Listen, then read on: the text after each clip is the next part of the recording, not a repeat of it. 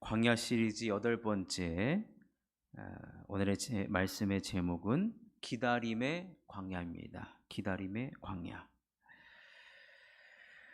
아브라함이 사라와 결혼을 하고 나서 자녀가 없었습니다. 하나님께서는 아브라함에게 본토 친척 아비집을 떠나라고 하실 때 그에게 약속을 하셨어요. 무슨 약속이냐? 아브라함에게 자녀를 주시겠다라고 하는 약속을 하셨습니다. 그런데 우리는 아브라함이 몇 년 만에 자녀를 낳았는지 다 우리는 알고 있습니다. 25년 만에 25년 만에 자녀를 낳은 것이죠. 근데 처음에 하나님께서 아브라함에게 내가 25년 후에 자녀를 줄 테니까 그때까지 기다려라, 그러지 않으셨어요. 언제 주시겠다라고 하면 사실은 여러분 기다릴 수 있습니다. 하지만 언제까지 기다려야 할지 그런 얘기는 단 한 번도 없습니다. 여러분, 기다린다는 것은 여간 힘든 일이 아니에요. 힘든 일이에요. 이스라엘 백성들이 출애굽을 나와서 광야 생활을 40년을 했습니다. 여러분, 광야에서 40년은 거기서 죽은 사람도 있어요. 광야에서 생을 마감한 사람도 있습니다. 얼마나 힘듭니까? 그런데 광야 생활은요, 그래도 일일을 1년으로 계산을 했거든요. 그래서 시간이 40년이 지나면 끝이 있다는 것을 알았기 때문에 그나마 소망이 있고 견딜 수가 있는 겁니다. 여러분, 제가 군 생활을 2년 2개월을 했습니다. 국방부 시계는 그래도 돌아간다, 이거 하나 믿고 저는 버텨왔습니다. 끝날 때가 있으면, 끝날 때를 알면 여러분 그나마 손꼽아 기다리는 거예요. 손꼽아. 여러분, 얼마나 기다려야 할지 모르기 때문에 기다림은 힘든 겁니다. 그래서 오늘 말씀의 제목을 기다림의 광야라고 지었습니다. 광야에서 여러분 기다린다는 것은요, 낭만 있는 것이 아니에요. 밤하늘의 별을 보면 되고 우리 하나님께서 구름 기둥과 불 기둥으로 늘 함께 해주시니까 나는 언제든지 기다릴 수 있다.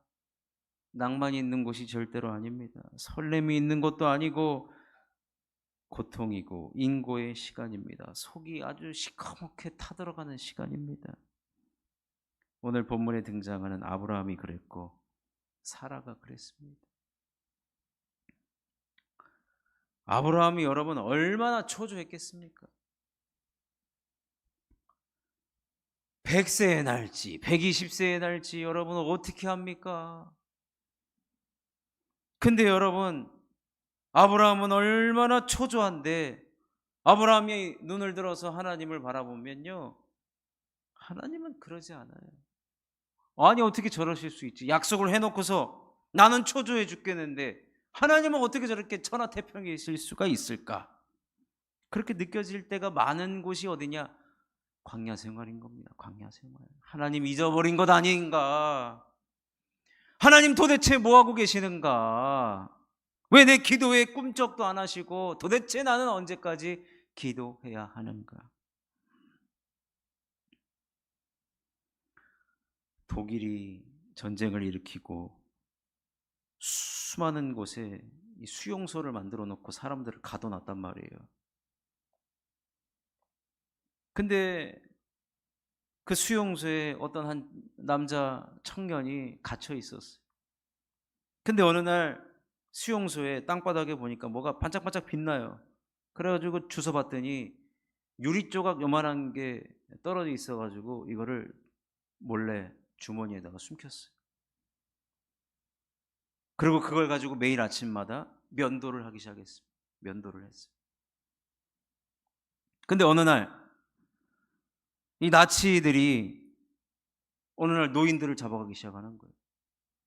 노인들을 잡아가기 시작하고, 이제 노인들을 다 잡아간 다음에 힘이 없고 병 들어가지고 얼굴이 초췌한 사람들 하나씩 하나씩 또 잡아갑니다.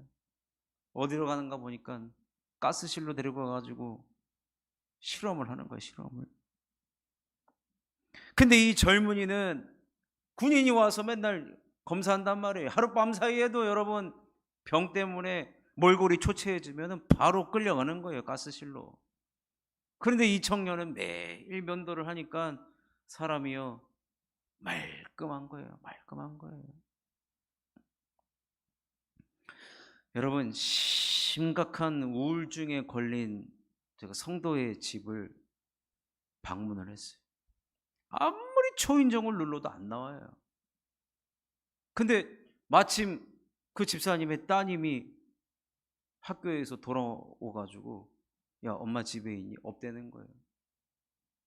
근데 잠깐 들어가자 목사님이 기도 한번 하고 갈 테니까 문을 열었는데요, 신발장 벗는 데서부터 쓰레기 더미하고 옷 가지가지, 그 다음에 밥 먹은 거, 집이 정리가 안 돼 있어요. 집이 정리가 안 돼 있어요.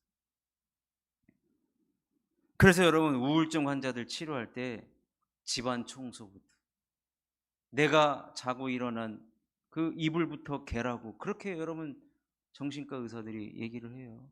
청소를 하고 나고 깨끗한 환경에 있으면 소망이 생기는 거예요, 소망이. 이 젊은이가 그 유리조각으로 매일매일 면도를 하면서 자기 스스로를 가꾸면서 소망을 발견을 하게 됩니다. 자신이 늘 건강하게 보였고 나는 곧 여기서 살아서 나가게 될 것이다. 그러다가 시간이 지나가지고 독일이 망했잖아요. 그래서 그 수용소에서 나오게 된 그 청년이 누구냐면 거기서 했던 경험을 책으로 씁니다. 이 책이 아주 유명한 죽음의 수용소에서라는 책인데, 그가 훗날 세계적으로 유명한 정신분석학자 빅터 프랭클입니다. 그가 그 책에서 아주 유명한 말을 남기죠. 뭐라고 남기느냐? 하나님의 도움은 결코 늦는 법이 없습니다. 다만 우리가 너무 성급할 뿐입니다.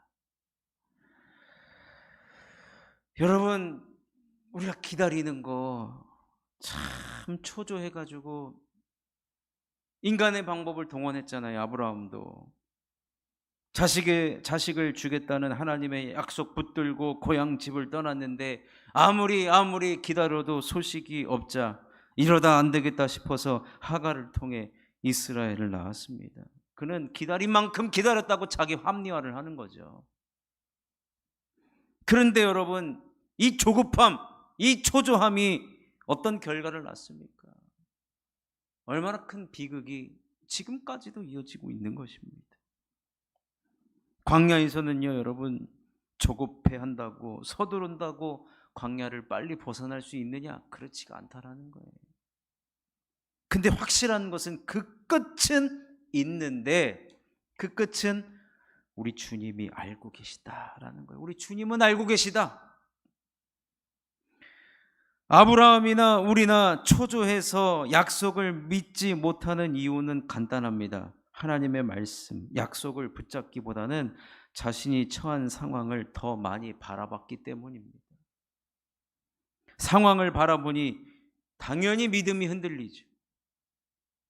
베드로가 그 험한 파도를 바라보니까 물 위에서 걷다가 바로 가라앉은 것처럼, 여러분, 말씀에 내가 집중하느냐, 하나님에 집중하느냐, 아니면 내 상황에 집중하느냐, 그것이 기다리느냐 기다리지 못하느냐, 그 차이를 낳게 된다는 것입니다. 따라서 기다림의 광야를 지날 때는요, 기도하면서 기다려야 됩니다. 근데 그 기도가요, 때로는 원망의 기도도 나올 수 있습니다. 하나님, 귀가 먹으셨습니다. 하나님, 내 기도 안 들으시고 도대체 뭐 하십니까? 그렇게 기도할 수는 있지만 여러분, 우리는 기도하면서 기다려야 한다는 겁니다. 기도하는 것보다 사실 어려운 것은 기도 응답이 언제 올까? 자꾸 초조해지고 불안해지고. 사실 기도에는 유효기간이 없습니다. 응답이 없다고 우리의 기도 응답을 하나님이 잊어버리진 않으셨는가? 가끔 얼마 전에 여기 교회 앞에 가로등이 다 꺼졌어요.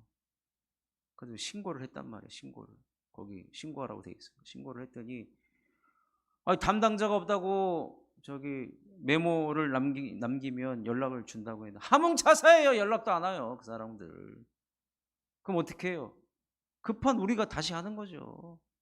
메모 남겼는데 왜 메모 보고 저 연락 안 하냐고 했더니 메모가 어디 있는지도 보지도 않고. 하여튼 간에 여러분, 사람이 하는 일은 메모된 거 어디 딴 데 처박아둘 수도 있어요. 잊어버릴 수도 있고, 치우다가 어디 서류에 들어가가지고 한꺼번에 버릴 수도 있고. 그러나 여러분, 우리가 기도하는 것은요, 하나님께서 아유 저 기도는 들을 가치가 없어, 그렇지 않습니다. 하나님께서 다 갖고 계세요. 갖고 계십니다. 폐기 처분된 거 아닙니다. 하나님 잊어버리지 않습니다. 쓰레기통에서 아이고 미안하다, 쓰레기통에 내가 집어 던져버렸네, 그러지 않습니다. 다 기억하고 계시고 다 쌓아놓고 계시고 때가 되면 다 이루어 주십니다. 아브라함도 25년 만에 자녀를 얻었습니다만 그 자녀를 안고 얼마나 기뻐했습니까? 기다림의 광야를 지날 때는요, 반드시 우리에게, 여러분 기도하면서 반드시 품어야 되는 것은 희망입니다. 희망. 반드시 이루어질 것이다. 기도해봤자 소용도 없다 라고 하는 사람은 기도의 자리에 안 나옵니다. 자꾸 그런 식으로 생각을 하니까 기도할 가치가 없는 거예요. 기도해도 안 되고 기도 안 해도 안 되면 기도 안 하는 게 낫죠, 사실은. 근데 여러분, 우리는 그래도 희망이 있으니까 희망을 가지고 우리는 기다릴 수가 있다는 것입니다. 그러니 여러분, 아브라함이 아무리 그래도요, 하나님의 부르심을 받았지만 여러 번 여러 번 팔아먹었잖아요. 남편 역할도 제대로 못하고 그런 실망의 모습도 있지만 어쨌든 아브라함은 믿음의 조상이에요. 우리가 본받아야 될 롤 모델 중에 하나라는 것입니다. 그런 아브라함이 25년을 기다렸다는 것은, 여러분 기도 하나 했는데 25년 만에 응답받았다. 사실은 이거 부끄러웁니다. 부끄러워요. 예를 들어 셀 모임을 하는데 응답받은 게 있습니까? 25년째 묵묵부답입니다. 부끄러워서 이제 말도 못해요. 말도 못해. 근데 여러분, 늦어지는 것 같아도 조급해하지 말고 참고 기다리라. 하나님은 서두르는 법이 없습니다. 하나님의 계획대로 다 이루어지고 있는 겁니다. 그러니 여러분, 우리가 하나님을 신뢰하면서 기도해야죠. 아멘이십니까? 소망을 가지고 기도하시기를 바랍니다. 그러면 여러분, 우리 마음에 기도할 때는요, 그 소망 때문에 부푼 가슴을 끌어안고 우리는 기도하는 겁니다. 우리의 절망이 기쁨이 되고 환희가 되고 감사가 되고, 그래서 앞으로 되어질 일들을 영적인 눈으로 바라보고 그 되어질 일들에 대해서 우리는 땡겨서 미리 선불로 감사하는 것입니다. 그러니 여러분, 우리는 광야와 같은 인생을 살아갑니다. 우리 그리스도인들, 신앙인들이 가져야 되는 믿음의 덕목 중에 하나가 바로 기다림이라는 겁니다. 기다림. 그러니 오늘 밤 기도하십시오. 하나님, 누구보다도 인내하는 데 있어서는 내가 최고가 되고 싶습니다. 그 말은 하나님을 내가 그만큼 인정한다는 얘기입니다. 하나님께 내가 실망할 필요도 없고 하나님 앞에 내가 확신을 가지고 오늘 밤에도 기도하오니 주여, 기도 응답이 올 때까지 이 광야를 인내하며 기다리겠습니다. 기도하며 기다리겠습니다. 가장 좋은 것 주실 때까지, 가장 좋은 때가 올 때까지 기대하며 기도하며 인내하며 기다리겠습니다. 그런 인내함을 달라고 여러분 꼭 기도하시기를 주님의 이름으로 축원합니다. 540